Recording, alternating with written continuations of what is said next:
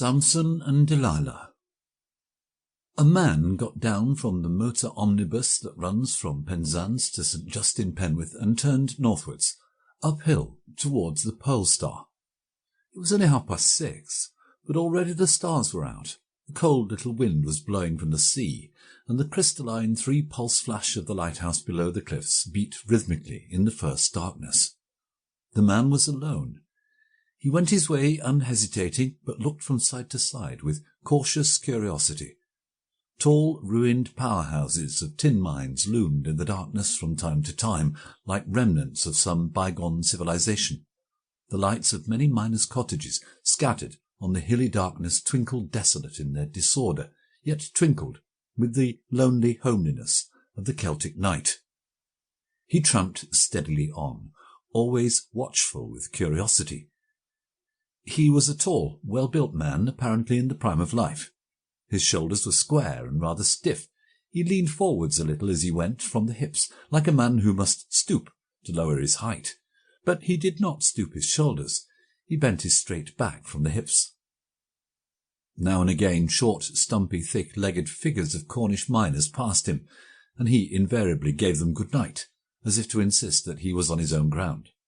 He spoke with the West Cornish intonation, and as he went along the dreary road, looking now at the lights of the dwellings on land, now at the lights away to sea, vessels veering round in sight of the Longship's lighthouse, the whole of the Atlantic Ocean in darkness and space between him and America, he seemed a little excited and pleased with himself, watchful, thrilled, veering along in a sense of mastery and of power in conflict. The houses began to close on the road. He was entering the straggling, formless, desolate mining village that he knew of old.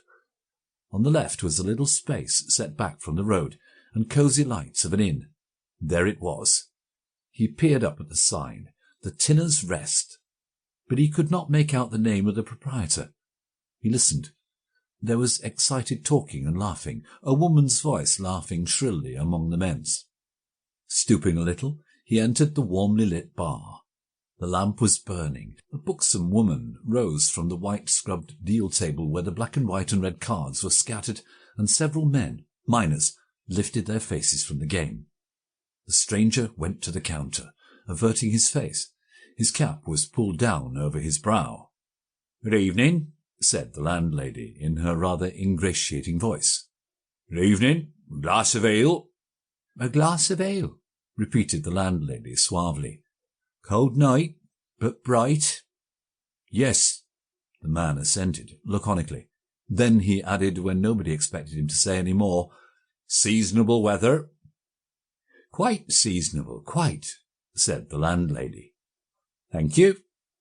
The man lifted his glass straight to his lips and emptied it. He put it down again on the zinc counter with a click. "Let's have another," he said.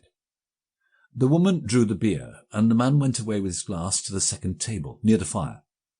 The woman, after a moment's hesitation, took her seat again at the table with the card-players. She had noticed the man, a big, fine fellow, well-dressed, a stranger, but he spoke with that Cornish Yankee accent she accepted as the natural twang among the miners.